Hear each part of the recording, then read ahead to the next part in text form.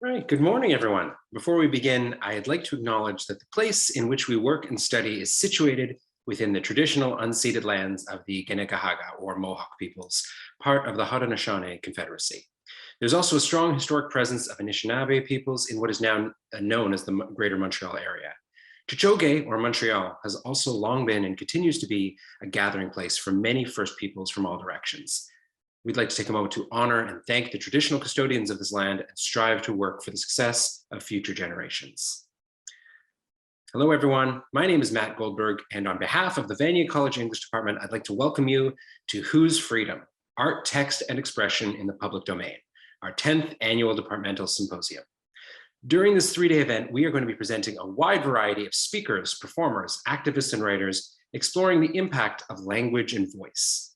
We're going to be asking some really tough questions like, whose voice deserves to be listened to and amplified? What are the consequences of pushing aside those stories we don't want to hear? And how can language be used as a tool to empower or to imprison?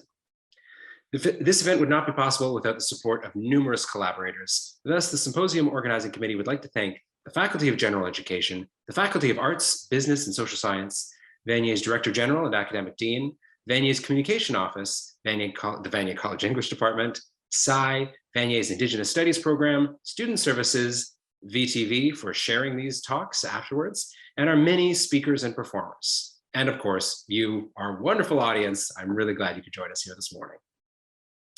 Before I introduce our first speaker of the day, I'd like to ask that you refrain from recording this session, both out of respect for our guest and also out of an anxiety over unnecessary recording. We're already recording the session. If you'd like to check it out again, it will be made available through VTV throughout the month of November. So more information on that to come. Finally, there will be time for a Q&A after the talk or performance. If you're interested in hearing more from our guest, interrogating some of the important points she has to make. Please do use the Q&A function to send me your questions, and you can feel free to do that throughout this presentation. I'd rather it go that way than through the chat. It just makes it easier for the question and answer at the end, less interrupting. One other thing I wanted to say, you will be allowed to use your phones during this presentation, so have those at the ready. It's an interactive presentation.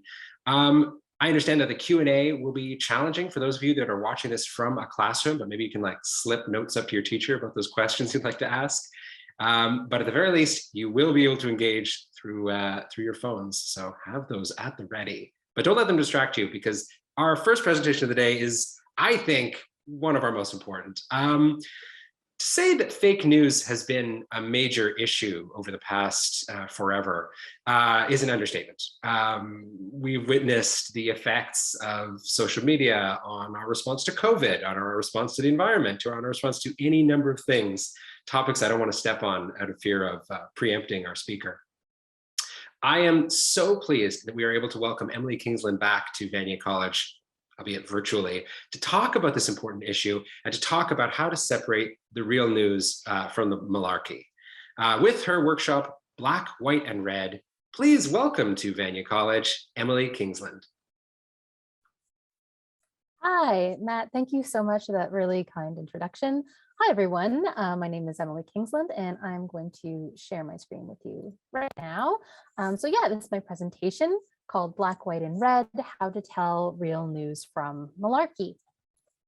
So my name is Emily, and I'm a librarian at McGill University, and I absolutely love to debunk fake news. My pronouns are also she, her, and elle. So let's go over today's agenda for the presentation today. So first off, we're going to talk a little bit about the history of fake news, and spoiler alert, it's a lot older than you might think. Then we're going to talk about bias, both journalistic bias as well as your own personal biases. Then we're going to explore something that is called the CRAP test, and we are going to apply it to some Instagram videos. Then I'm going to give some tips and tricks on how to spot and avoid fake news. And then we're going to wrap everything up with a game. So you will be using your cell phones, or if you prefer your laptops, we're going to be doing some games using software called Poll Everywhere. If you haven't used it before, no worries. I'm going to go through how you can vote using Poll Everywhere. All right, so let's delve into the history of fake news, with starting in medieval Britain. So in medieval Britain, political action was guided by something called prophecy. So a prophecy was an imaginative text. It often featured things like knights and dragons, and prophecies were conveniently used by rebel leaders, appropriated by the ruling elites, and used and then censored by the government. So prophecies were written about the near or the far future, and what they were really used for was to justify a particular action. So a prophecy told people what they wanted to believe, and sometimes it spoke to their fears. So some examples throughout history is during the War of the Roses in the 1450s, Merlin, so you may have heard of Merlin from, some texts or some novels or movies, but Merlin's prophecies were used to support Edward IV's claim to the throne. The English elites also used prophecy to legitimize their rule over the Irish and the Welsh. But then when rebels and peasants started using prophecy to justify their own actions, suddenly Parliament began passing laws against what they called these false prophecies. It was the ruling classes, of course, who determined that they were false. So fake news has a very long and storied history that dates back a lot further than we might think. If we jump forward in time a little bit, you may have heard of the expression snake oil or of a snake oil salesman before. So believe it or not, snake oil was actually a real thing. It was brought to North America from China by Chinese railroad workers. So the oil that they brought with them was from the Chinese water snake, and it actually contained anti-inflammatory properties, and it was used to treat joint pain.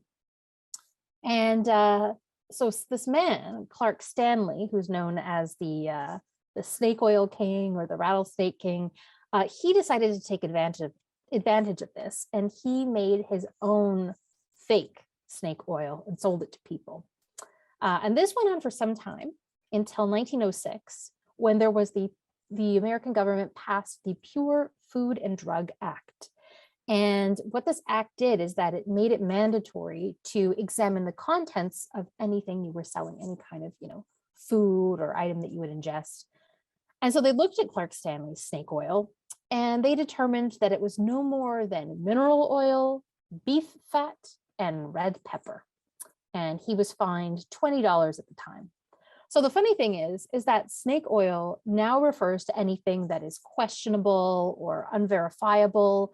But in truth, the funny thing is that it really dates back to something that was real and had real properties and was useful. So that's kind of ironic.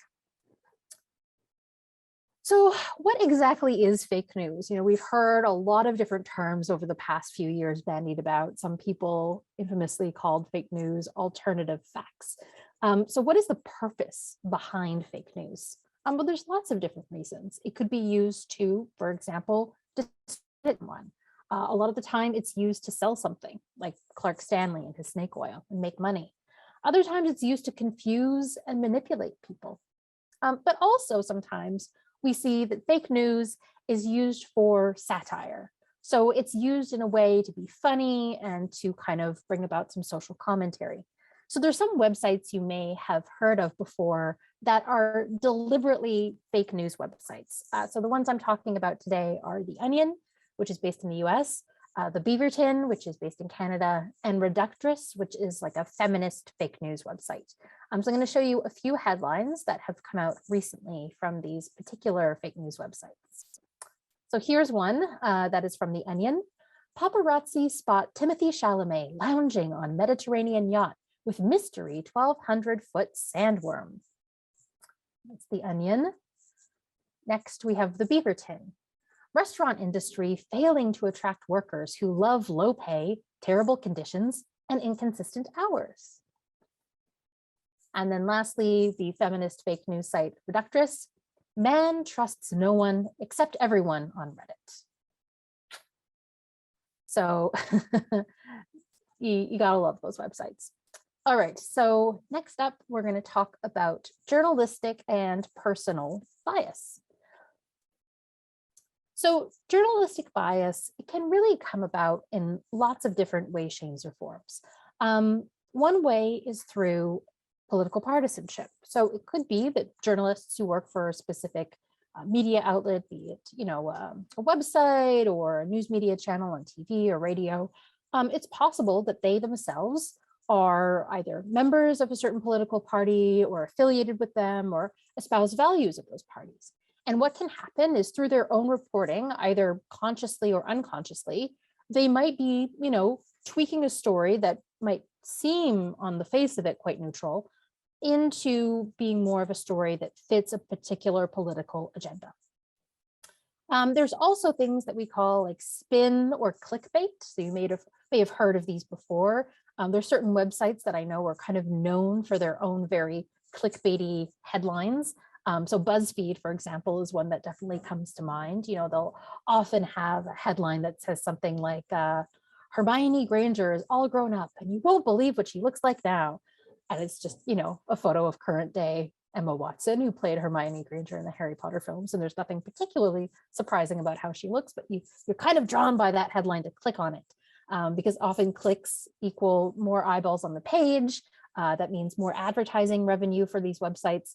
So sometimes they're motivated by that. And the thing that can throw you off is that sometimes the headline of an article can be very misleading and can actually, once you click and read on the article, you learn that actually often what the headline is saying is quite the opposite of what the text is telling you. So that's when we're talking a little bit about spin or clickbait. Sometimes it can come down to bad reporting. And this could be through no fault of the journalists themselves, but simply due to a lack of time or resources. So you may have heard that a lot of media organizations, including the CBC, CTV, other local newspapers like the Montreal Gazette, they've had cutbacks over the years. And so they have less and less permanent staff. They rely a lot on getting news reports from journalists from all over the country or the world.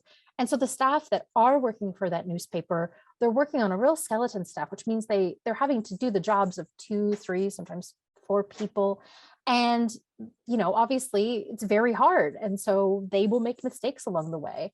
There might be a lack of editorial oversight when it comes to reviewing their work and fact checking their work. So sometimes this can lead to bad reporting, again, through no fault of the journalist's own, but just through the sign of the times. And then lastly, journalists are human beings and we all have our own biases, and journalists are no exception. So these are all things that can come into play when you're reading a particular article that can seem neutral on the face of it, but there's a lot going on behind the scenes. Which leads me to the fact that you and me, we are all also biased. And I think one of the really important things here to acknowledge is that we're all biased. And now we can think maybe of certain ways that we can overcome or surmount these biases. So here are some different ways that you can work about compensating for your own bias. So the first thing you can try to do is simply to develop an awareness of your own bias. You can be aware of your own personal biases. So for example, this could be, there's many things that can play into our biases, such as our gender, our race, our age, our religion, our socioeconomic status, where we grew up, where we're living right now, what kind of neighborhood we live in. These are all things that can really play into how we see and experience the world. The bias of your social networks is also very huge. The people that you choose to hang out with, your friends, also maybe your work colleagues if you have a job, or your schoolmates if you're in class, all of these people obviously have a real influence on your own personal biases as well. And then of course, we're really biased by the information sources that we seek out. So one thing that I know my father was trying to do during the last US election was he went out of his way to consult articles that were published on news websites that he wouldn't normally go to. For example, my father is quite left-wing, and so he normally wouldn't seek out news or information on Fox News, for example. But he was very curious to see what is it that's motivating people to vote for, say, Donald Trump. And so by stepping out of his own bubble, he was able to get a better understanding of what was motivating these folks to vote for him. Another thing we can do, which is kind of really broad, is question everything, So when you're reading a news article, pay attention to sources, facts, and figures. But like my dad, I would always recommend to try and assuming from different perspectives. So you can try reading news from different sources like he did. Go outside of your bubble. If you're used to just either scrolling through Twitter to get your news, that's fine, but see who is it exactly that you're following on Twitter? What are the news organizations that you're following there? And maybe go outside of your comfort zone a bit, just to see what else is out there that you might be missing. You don't want to be trapped in your own echo chamber. And a really important thing is, of course, reading past the headline.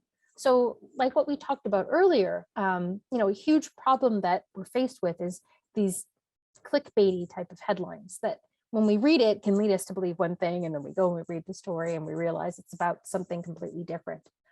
So there are some stopgaps in place to try and help people realize the error of their ways.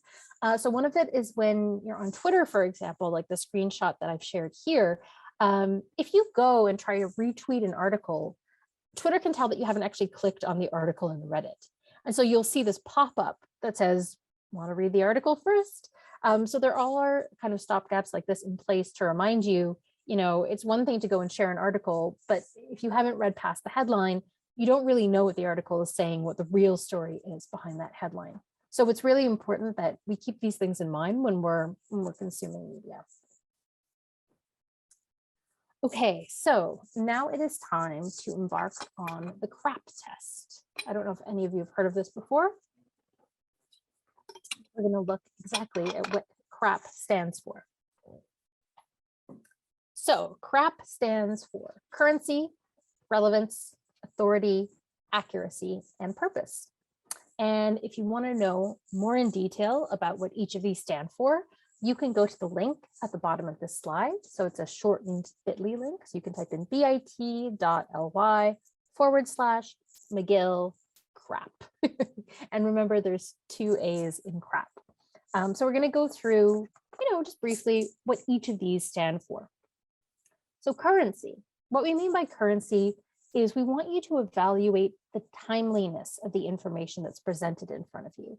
So if you're looking at a news story, be it, online, on Twitter, on the radio, or so on, what is the timeliness of this information that you're reading about? Now, sometimes if you're reading about, say, history, like when we were talking about earlier, like the War of the Roses, well, then the timeliness of the information doesn't really come into play. But it can be very information in certain domains. Health, for example, is a big one.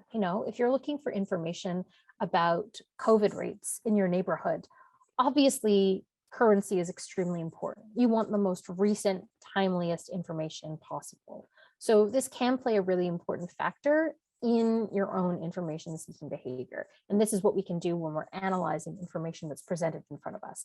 Is it important that it's current? And if it is, then how recent is this article that we're reading? Next up is relevance. So this one, I will admit, is very subjective because the importance of the information that you're reading regarding your own personal needs. So what can be relevant to you might be completely irrelevant to me based on why we're seeking out this information and what our own agenda is. So next up is authority. So authority is really looking at the source of the information. So where is this information coming from? And do I trust the information source? And why do I trust this information source? So again, that's something that we can think about. The next one is, so that was accuracy. So the next one is purpose. So why exactly does this information exist? Why has it been created? Is it because somebody simply wants to share information? Or perhaps do they have their own agenda? Could this be helping them sell a product, for example, or sell their own political agenda? So what exactly is the purpose behind the information that we're looking at?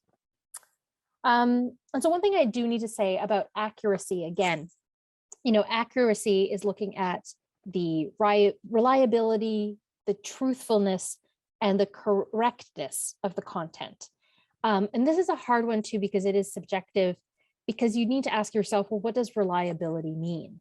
So reliability is something that's really established over time by you developing your own instincts.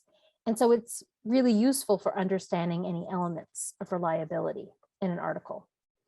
So again, there are some drawbacks to this test. Obviously, by applying it, it's your own assessment, and your own assessment is personal and subjective. And it does require some expertise to identify and assess elements of a story that affect reliability. So what we're going to do now is we are going to look at a piece of information, and as a group, we are going to apply the CRAP test together. So I'm going to want you to look at the following video very closely. So this is a video that was posted on Instagram. I'll show you the video first, and then I'll show you what the Instagram page, like the caption and the username and everything looks like. Okay, and so this might be a bit loud or not. If you don't have sound, it's okay. There's no voice in this video. It's just the sound of a storm outside and of these wind blades spinning. Okay.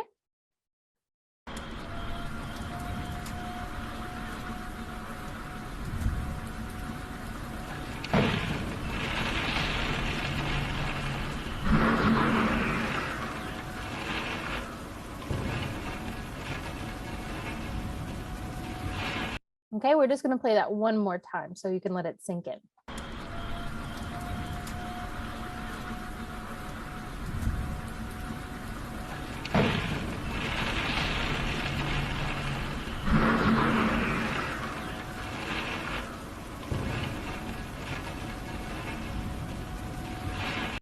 Okay, and if you wanted to watch this on your own device, be it on your laptop or on your phone, I've included a shortened link to this Instagram video. So it's bit.ly/wind turb prop. Okay, so that was the video. We're going to try and figure out if this passes the CRAP test. But now let's go to my next slide. Here we go. So this is the screenshot that I took of the Instagram story. So you can see the user's name is yo_dojo, that it was shared, at least it was geotagged as being in Traverse City, Michigan. Whether or not it's there, that's up for debate. The caption reads, in all caps, disaster strikes in bad acts. And then there is a whole lot of hashtags that say hashtag Green New Deal, renewable energy, 3D, cinema 4D. And then I'm going to skip over some disaster, wind turbine, Adobe, After Effects, concept, InstaArt, CGI, etc. All right, so what we're going to do now is we, as a group, are going to apply the CRAP test by voting on your laptop or on your phone. Okay, so if you haven't used Poll Everywhere before, that's fine. What you can do is either, if you're on your phone, you are going to enter as if you were, entering a new contact, and you're going to enter in the number 37607. And that's a new phone number that you're texting to. And then in the body of the text message, you're going to write my name. So Emily Kingsland, all one word, 786. And that's going to let you vote on all of the polls that we're going to be using today.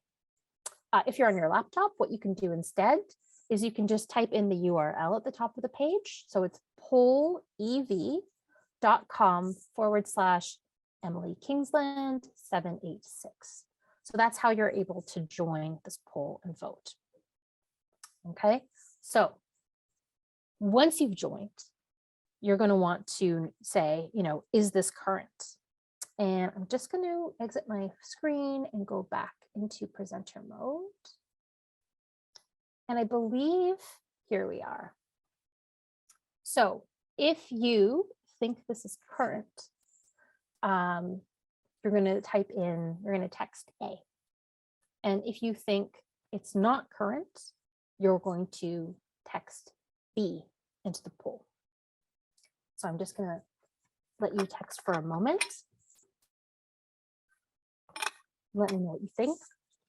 If you want a refresher while the text of this poll is ongoing, You can check out that bit.ly link to see when exactly the video was posted and whether or not you feel that it's current. I believe it was shared February 2019, if I'm not mistaken. So we'll let the poll go for a little bit longer. It's interesting because it does seem that the majority of the people think this is current and other people seem to disagree. And that's the funny thing. And that's, again, the thing with the crap test is that it comes down to your own personal subjective opinion, right? To some people, something shared in February 2019 is fairly recent. You know, it's in the last 2 years. Other people who are frequent Instagram users might tell you that something that was posted a week ago is old news to them. So now we seem to be, I would say we were going to almost reach 50-50, but it does seem that the group is really split on whether or not this is current. And again, a lot of this comes down to your own information needs. You know, is this current to you? Is this timely information? Okay, so it seems that we've got a split, but the majority seems to think that, yes, this is considered current. Okay. So next up is that we're trying to figure out, is this relevant? Again, this one is going to be pretty subjective, pretty personal to you, right? Because the relevance of an information is based on your own needs. So perhaps this would be relevant to you if, for example, you were interested in new green energy. If you were interested in, I know that in Quebec, obviously, we use a lot of hydroelectric power. But perhaps you're originally from a region that relies quite heavily on wind power. Maybe you're Scottish. They have some of the largest wind farms in the world. And this could be of huge interest to you because you're thinking, oh, I didn't realize, could wind energy be dangerous? Could one of these propellers come off and break apart and lead to a really dangerous consequence? So I think most of us, it seems from the poll, are thinking, yeah, this isn't necessarily relevant to my needs. You know, a lot of us, again, we're relying on hydroelectric power, so maybe this isn't as interesting to us or as relevant to our needs. Yeah, so it seems the vast majority are saying relevant, not so much, and that's fine. So let's try the next one. So the next one is a tricky one as well, because it has to do with the authority, also known as the source of the information. So who do you think is the source of the information on this particular video?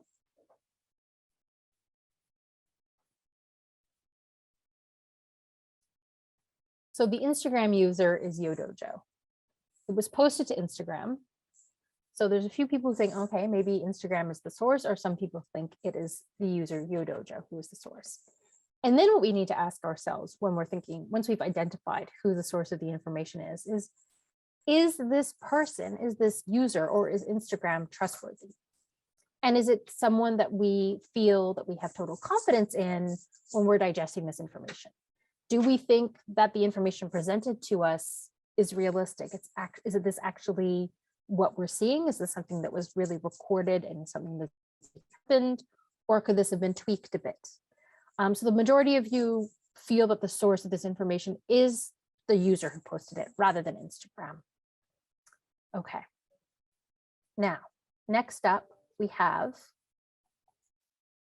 is this information supported by evidence? So this is when we're looking at the accuracy of the information here. So is this information supported by evidence? Is this truthful? Is this content correct?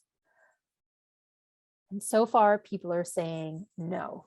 And I think a big clue for a lot of people when they were looking at this Instagram video was in the hashtags.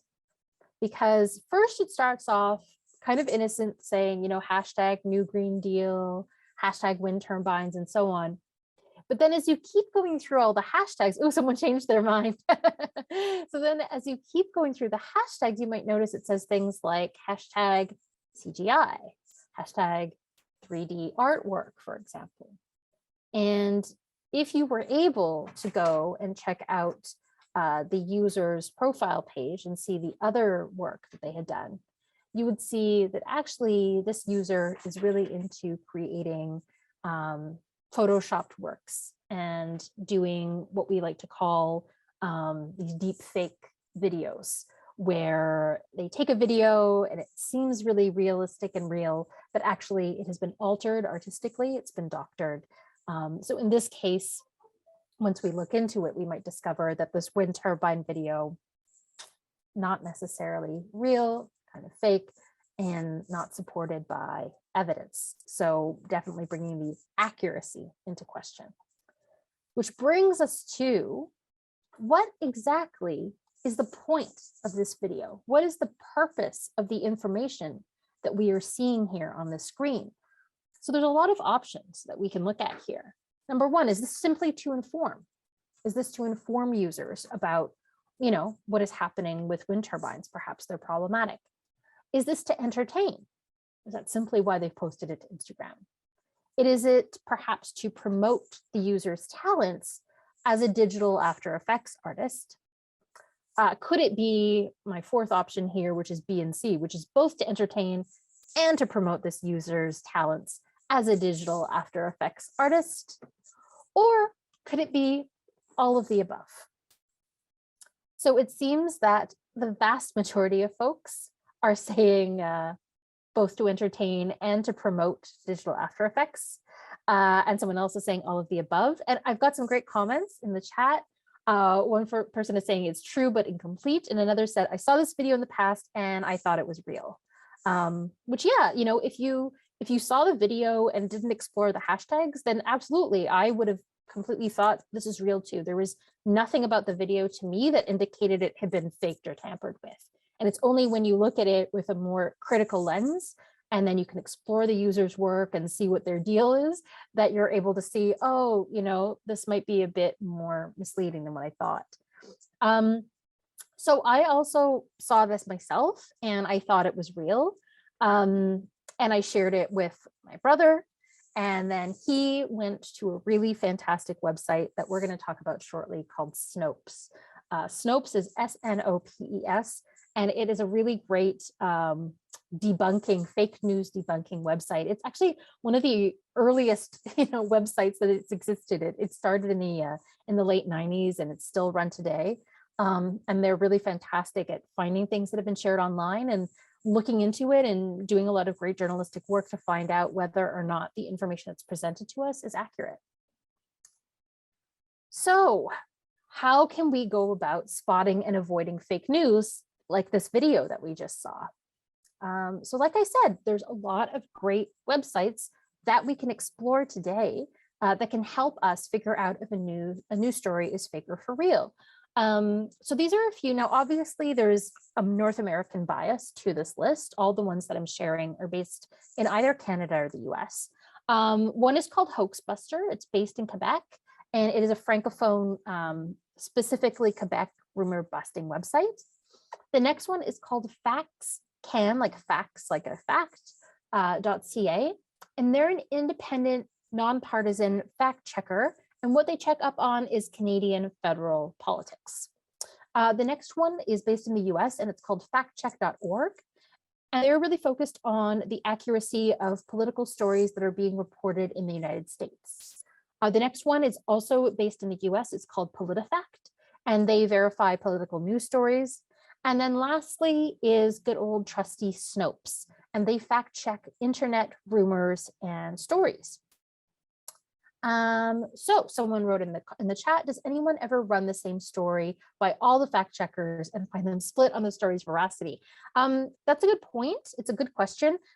Sometimes, when you go to Snopes, they might say, actually, let's check it out together. So I'm just going to minimize my screen right here.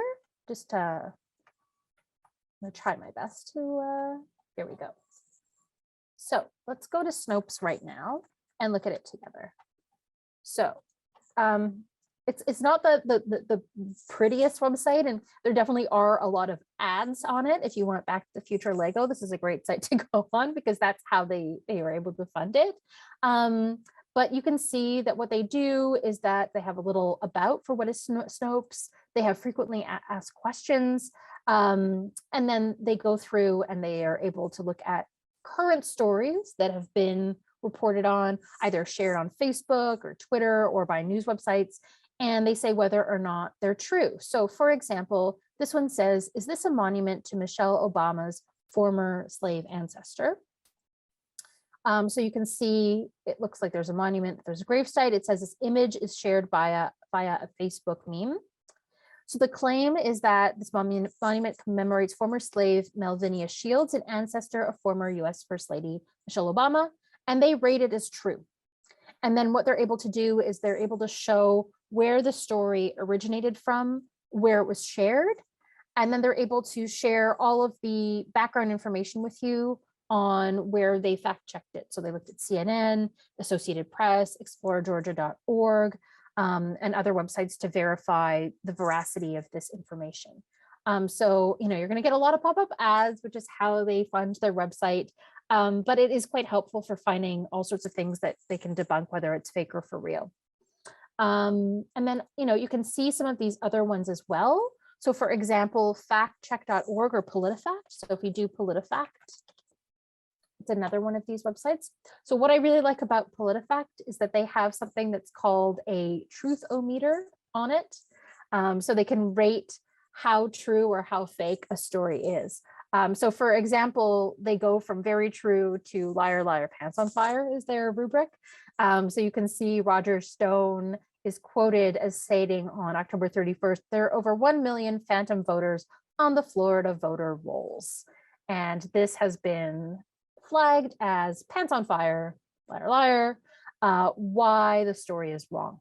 And so there's a whole article written by journalists with facts to back it up on why this particular story has been completely misreported. So that's one example. If we keep going down here, you can see there's a quote from Tucker Carlson saying federal agents directly incited people on January 6th and intentionally entrapped American citizens.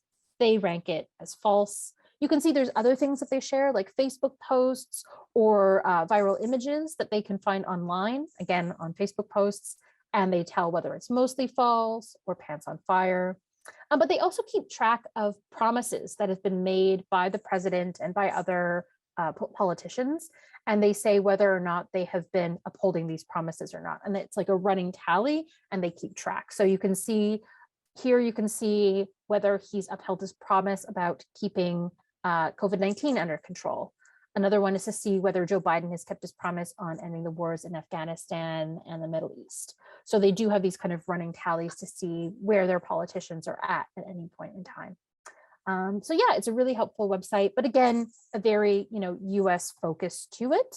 And so I would recommend that you check out all of these because it's a really great way to see if, news stories are fake or for real.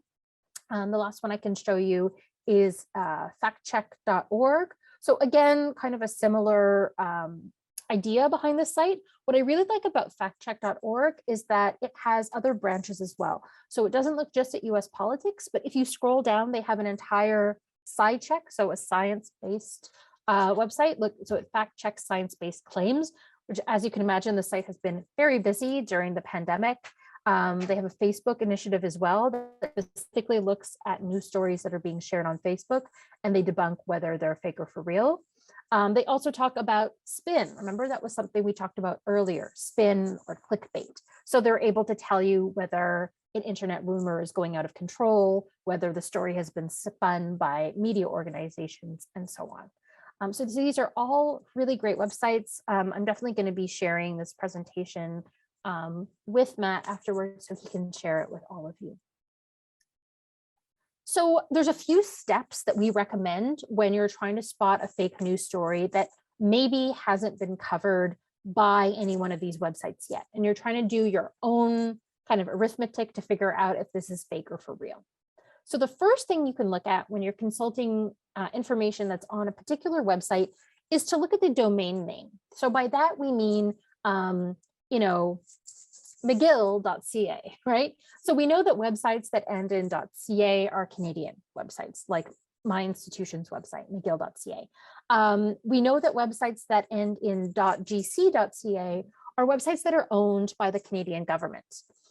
We know that websites that end in .edu are based at educational institutions, often in the US. But there's also a URL that might end with .org. And this is something that I've learned about fairly recently that I was quite surprised. So I had always assumed that any website that ends with a .org is an organization that is often like a nonprofit organization, or sometimes like, you know, the United Nations or the World Health Organization or things like that, that those are types of organizations that would have a website that ends in .org. Growing up as a kid, watching, you know, PBS Kids on TV, they're a .org, they're an organization, that's their website. So I just always assumed that the information that I found on these websites was inherently fact-checked or correct, you know? But we're going to look at a .org shortly, and you're going to tell me whether you think it's correct or not. So, you know, the first step is looking at the domain name to figure out, is this real or is this a .com, you know, business? The next is to look at the About Us section to get a little bit more information about who exactly is the creator of this website.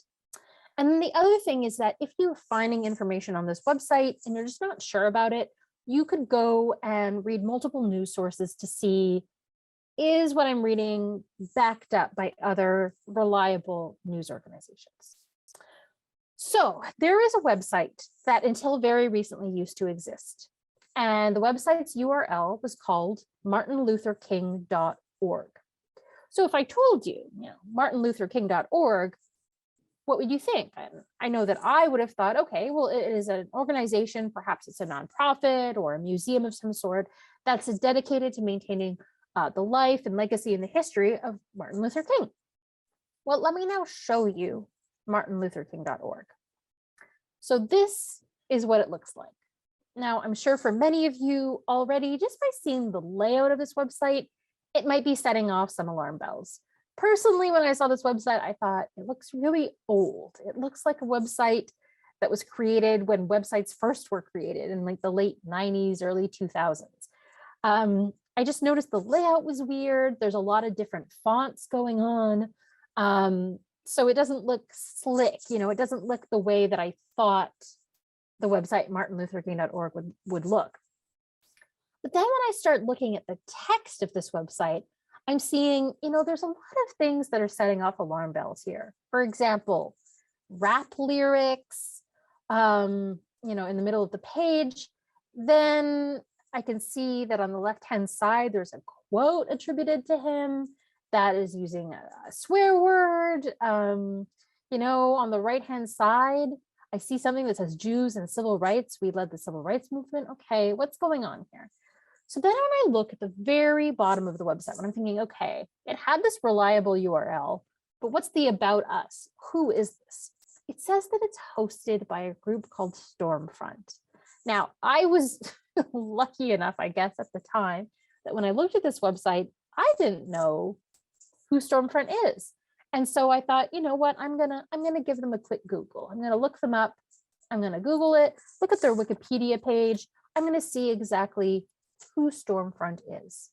Well, Stormfront is a neo-internet forum and the web's first major racial hate site. The site is primarily focused on propagating white nationalism, anti-Semitism, Holocaust denial, and white supremacy.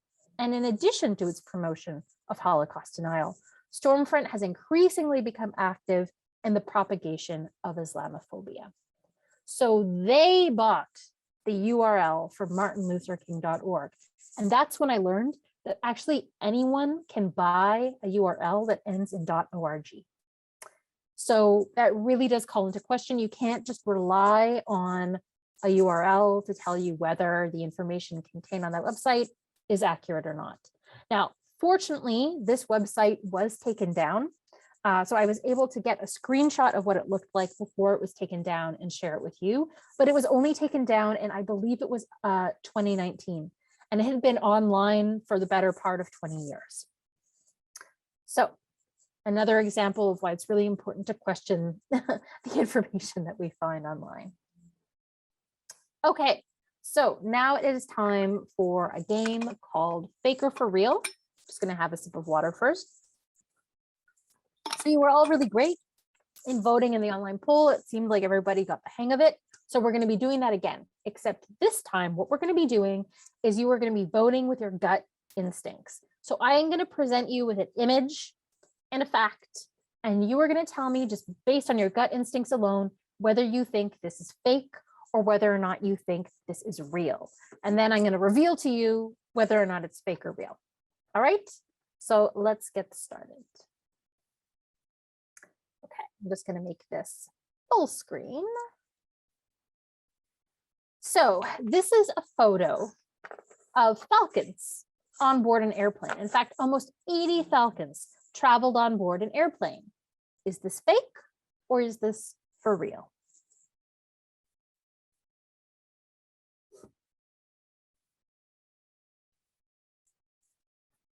I'm going to give you all some time to vote.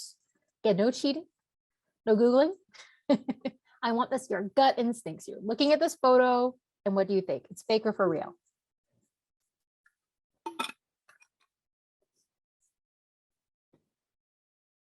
Looks like fake is in the lead right now with 58%. Although, oh, no, now for real is catching up. Oh, we were almost a 50-50 for a second there. We're 50-50 now. Oh, no. Oh, fake is losing now. Fake is losing. Interesting. Interesting, because fake was strong ahead. Well, I am going to reveal it to you now. Are you ready? Are you ready? Okay. So this is for real. The falcons on this plane were traveling to Jeddah in Saudi Arabia for a hunting trip. So falcons are actually a really big part of Middle Eastern culture. Some even, believe it or not, have their own passports, little falcon passport. So while flying with falcons in the cabin area is not unusual, to have this many on a flight at one time is extremely rare. Most commercial airlines will usually restrict flights to a minimum of 6 falcons at one time. So well done. The majority of you ultimately decided that this was for real, and you were actually correct. Okay, we're going to go to the next one. So, fake or for real? So in this photo, you can see the actor Leonard Nimoy. He's on the left, and he is the actor who played Spock on the original Star Trek TV series. And on the right-hand side, we see John Lennon, who is a member of the British rock band, The Beatles. So is this fake or is this for real? Just by looking at this photo. Did they hang out?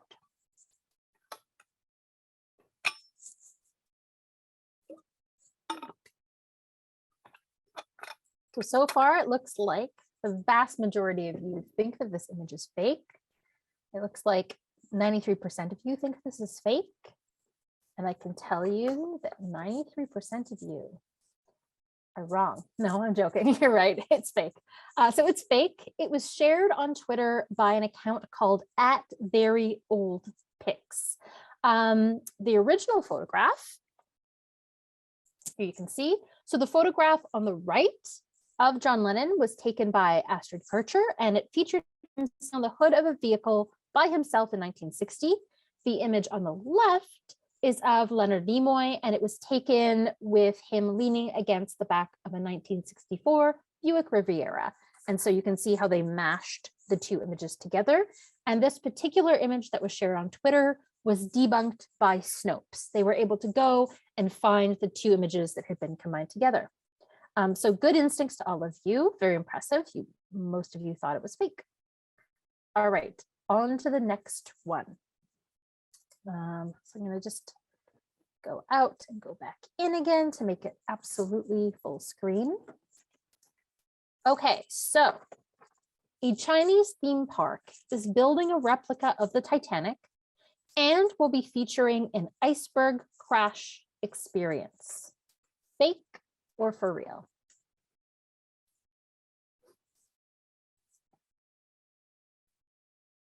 Ooh, lots of back and forth on this one. I like it. Fake is still in the lead at 62%, 64%. 60-40. Just want to see how this one goes. This is a tight race. All right, are you ready for me to reveal this one? You might be surprised to learn that this is real. So the project was at the Romandacy Resort, and it has been condemned by the British Titanic Society as being in bad taste. And because they condemned it and it got a lot of media attention, the resort's designer said plans for the simulated iceberg crash experience have now been abandoned. But yes, this theme park is for real. Pretty shocking, I know. Yeah, too soon, says Michael. I agree, it's too soon. Okay, let's look at our next one, if I'm able to. Oh yes, this one. So this is a photo. Sorry, once again, I'm gonna go full screen here. So this is a photo of our Canadian Prime Minister, Justin Trudeau, watering a tree in the rain. And the caption reads, "Without government, who would water trees in the rain? Is this fake or is this for real?"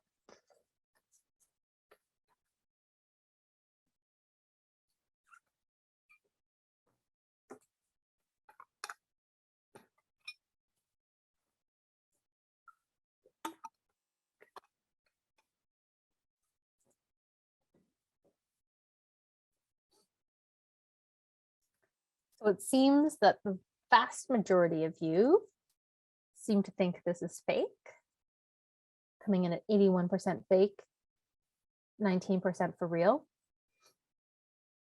Okay, has it evened out? Just want to make sure everybody gets their chat. Ooh, no. For real is gaining a little bit of ground here. Let's wait one more minute to see. Okay. Oh, so currently 72% of you think this is fake. Currently 72% of you are correct. It is fake. The image was originally shared on a Facebook page that was called, hilariously, Justin Trudeau Nope. And the real photograph was actually taken in 2016.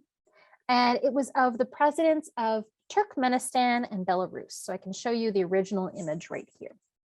So you can see Justin Trudeau was photoshopped on the left-hand gentleman. And so it's actually a tradition for many heads of state visiting Belarus to plant a tree and water it together. And this photo was also debunked by Snopes. And what's really sweet is that they went above and beyond and they interviewed the owner of a tree nursery who said that newly planted trees require watering, even if it's raining, which I think is very sweet. It's very kind. So it's fake, and it's fake on multiple levels, I feel like. Okay, are you ready? We're going to do the very last one, and I've dubbed this one Parrot Man. So this man dressed up as a parrot to sell his house. Fake or for real?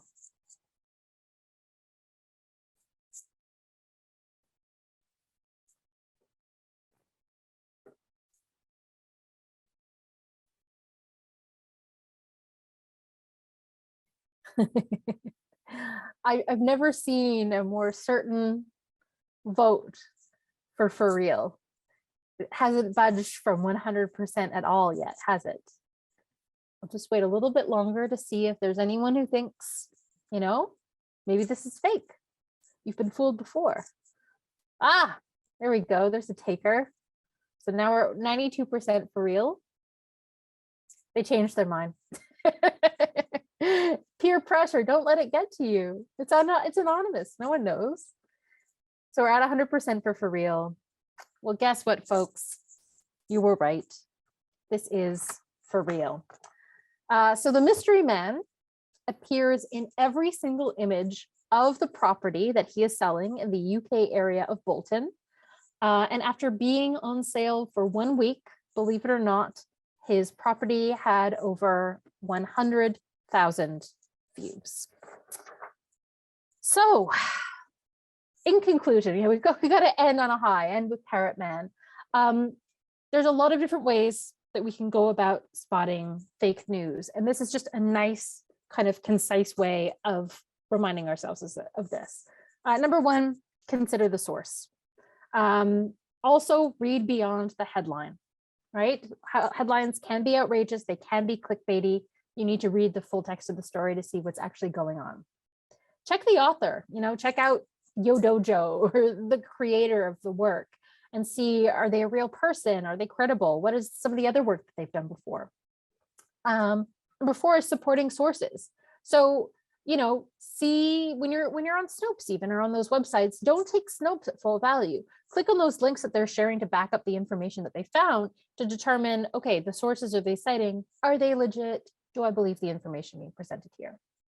Check the date. When we're talking about relevance and timeliness, it's really important to see, is this the most recent information on this story, or is there been an update since it came out? Is it a joke? It could be something that you found from The Onion or the Beaver Tin or Reductress. I know that in North Korea, Kim Jong-il apparently fell victim to a story on The Onion. He believed that it was a true story when obviously, as we know, it was fake. Check your own personal biases, right? You need to know, are you being biased as you approach the story or the media that you're consuming? And ask the experts. You can ask your local friendly neighborhood librarian, your professors, and so on. One trend that we've noticed a lot when we have been writing about fake news is that a lot of you students are really fantastic at identifying whether something is fake or for real when you're in a classroom context. You're very good because you're actively aware that you're looking at this and you're evaluating it with a critical lens. One of the issues that happens is when you're outside of the classroom and you're not, suddenly your brain shifts into a different gear and you're not necessarily examining the information the way you would if you were in a classroom setting. So that's one thing that, we find that, people who are the same age as most SageUp students are very, very good at spotting and detecting fake news. But like I said, more when they're in the classroom, and those skills kind of fall by the side a bit when you're, scrolling through Reddit or TikTok or Instagram. It's easier to fall victim when your guard is down a bit. So these are things that are important to keep in mind for everyday life, not just for, when you have a librarian presenting to you at a fake news conference. So that's it for the presentation today, but we still have some time remaining for a Q&A. So I open it up.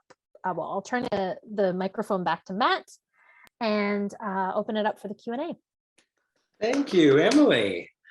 Yes, so if you'd like to submit a question, there is a Q&A button at the bottom of your Zoom screens. You know how these things work by now. So please do send those questions to me and I can ask them to Emily. I do have a couple of my own. Actually, why don't we start? Michael had a question earlier when we were talking about fact-checking sites. And I wanted to come back to that question of what we do when fact checkers or sources disagree. Do you have any advice for how to parse that? What to do in these cases? Yeah, it's a really tricky one. And that's when you have to become your own fact checker, quite simply, which is, not what everyone wants to hear, because the beauty of these fact checking websites is that they're doing the dirty work for you. But I have encountered situations like this, especially when, a lot of the fact checking websites that I like are ones that, and Snopes is included in this, they're all kind of on a spectrum. So you'll see sometimes on like Politifact or Snopes where they're going to say mostly true or mostly false. And a lot of stories are like that out there where, there's always going to be a root of information that can be quite true, but then it gets kind of exploded into something fantastical. And so that is subjective as well, whether what I call mostly true, you might call mostly fake. And that's often what we see on these fact-checking websites, is that it comes down to the personal opinion of the journalist that's doing the fact-checking. And so then, what I would do is I would see who the fact checker is citing on the two different websites. I would go and look at that information and draw your own conclusions from that. It's so funny because I think about the number of times we've had people in this COVID era saying, you can't do your own research, stop doing your own research. And yet it's not about not doing research, it's about it's about the importance of thinking critically. I really appreciate that in your presentation. That's it. Yeah, I think it is important to, not take everything you consume at face value. I think that's more when people are critical of people saying, well, I'm doing my own research. I think it's more like, okay, but who are your sources that you're consulting? Are you reading publications from the WHO or the Canadian government or doctors and other physicians, or are you reading articles about COVID-19 from your local astrologer, for example? And that makes a huge difference in the quality of the information that you're consuming. To avoid that wide range of celebrity tweets that maybe we don't have everything we need. Yes, I mean, there's of course the infamous, I won't go into too many detail, but Nicki Minaj tweeted that she had a cousin who got the COVID-19 vaccine, and then something very unfortunate happened to his genitals, she claimed. I don't know if you heard that one, Matt, but I did indeed. You did, yeah. I live in this world. Yeah. So anyway, and it was really unfortunate because then that country, I forget if it was Dominican Republic, maybe, I can't remember, but the country's government actually had to go and waste a lot of valuable time and effort going to make sure that this didn't actually happen in order for them to debunk this fake news story. I'm curious about your position as a librarian. I imagine you, and I don't want to project onto you an opinion, but I imagine you're fairly liberal when it comes to the idea of free speech. But how do you wrestle that desire to give people the freedom to say what they feel, to say what they think, with the responsibility of presenting accurate information? Yeah, I mean, I'm all for everyone sharing for freedom of speech and sharing their thoughts and feelings and information. How I see my role is on helping students and faculty and other folks find the best possible sources of information. So often what that means is that I help them navigate a lot of the databases that we have here at McGill, and you have similar ones at Vanier. And a lot of these databases are really great because they're going to be looking at articles and books that have been published by academic sources, scholarly publications. There's ways that you can do extra filtering to make sure you're finding really good information. For example, you could only consult, for example, peer-reviewed publications. That's one way to be a bit more certain about the information that you're consulting and that you're reading is valid.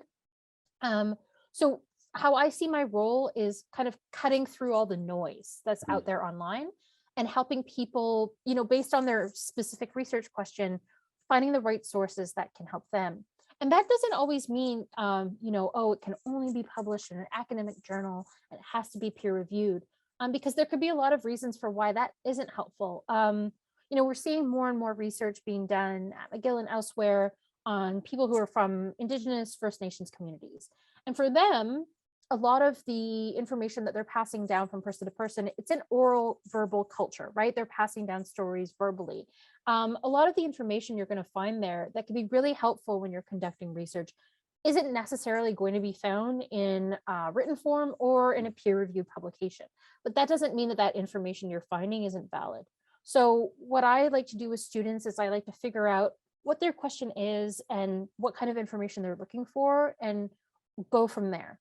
So I'm not going to force something on them that is going to be like, no, you would only look at Medline, this medical database, and that's it. That's the be all and end all. No, because people's thoughts and feelings and opinions are important. But obviously, it's all based on context. And so if they're a medical student looking for information on the latest in the COVID-19 vaccine, well, then yes, you need to you need to consult Medline, but so there's shades of it, and that's how I approach my own personal practice. I would be remiss if I didn't say that, yes, we do have resources at Vanier College. And if you're listening to this talk and you want more help or more advice or anything, feel free. I mean, you could email Emily as well, but perhaps going to our librarians first would be a good use of their time and yours.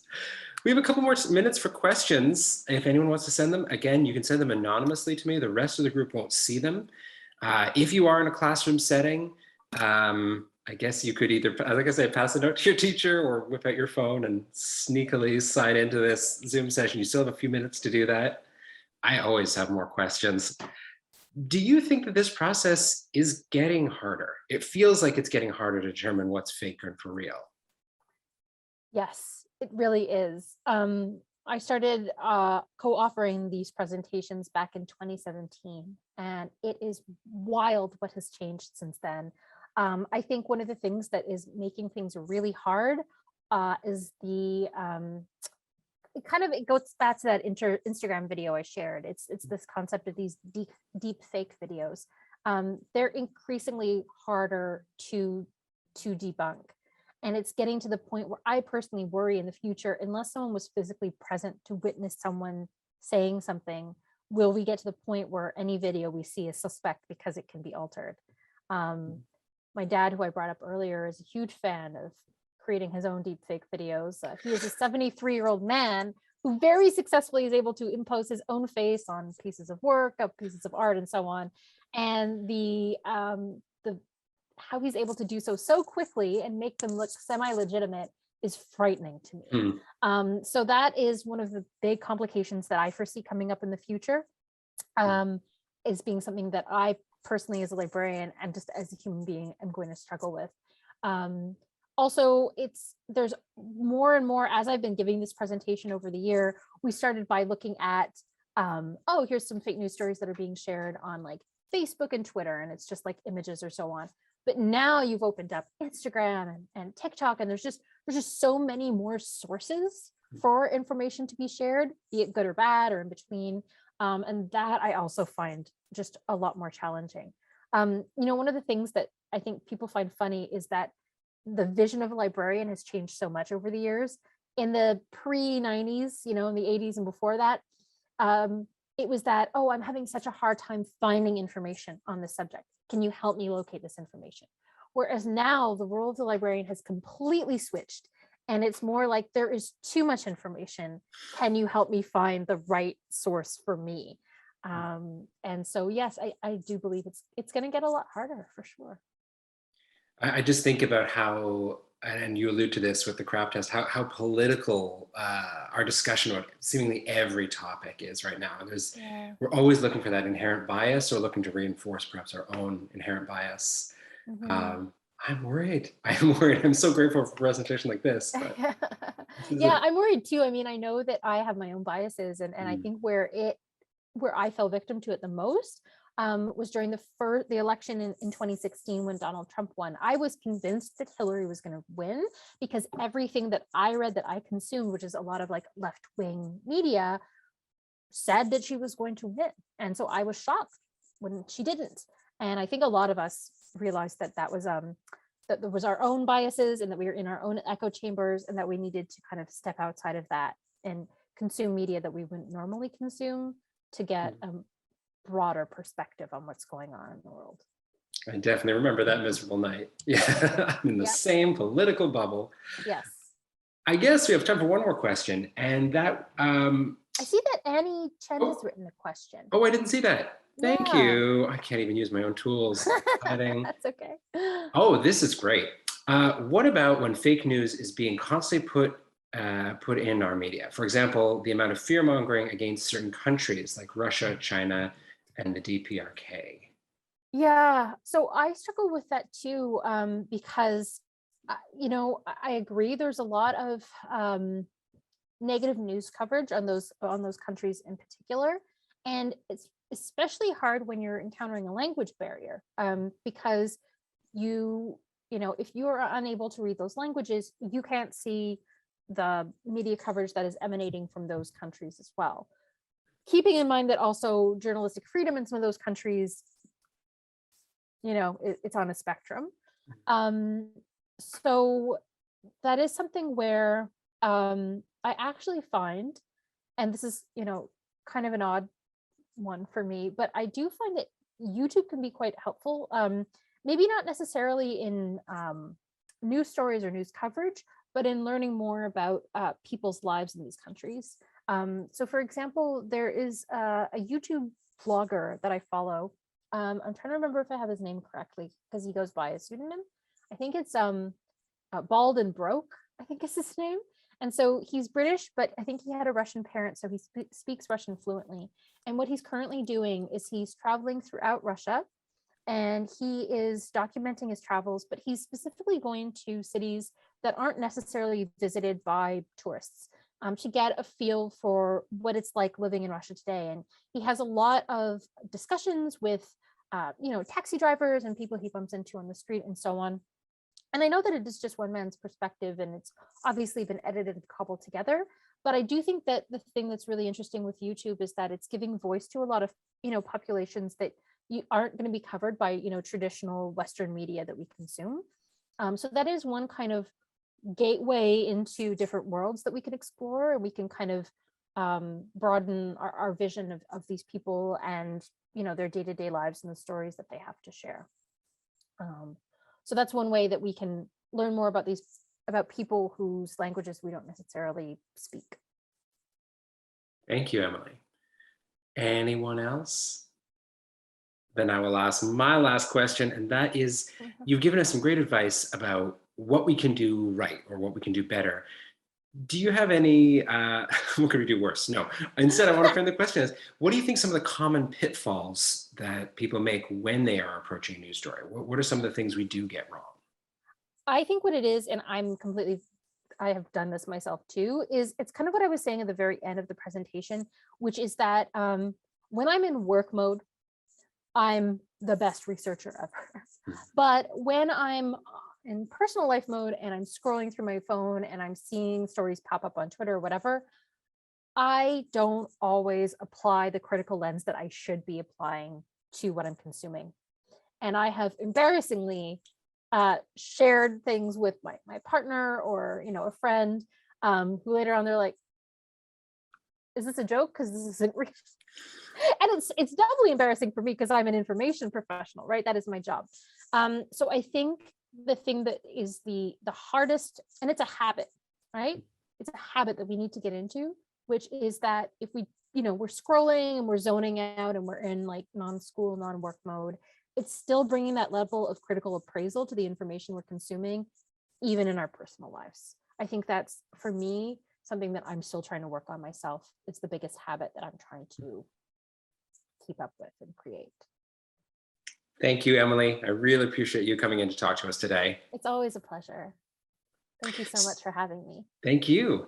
So Emily's talk will be available on VTV in the coming weeks. So if you want to check it out again, share it with a friend. You will be able to do that only for a limited time. So check it out on VTV.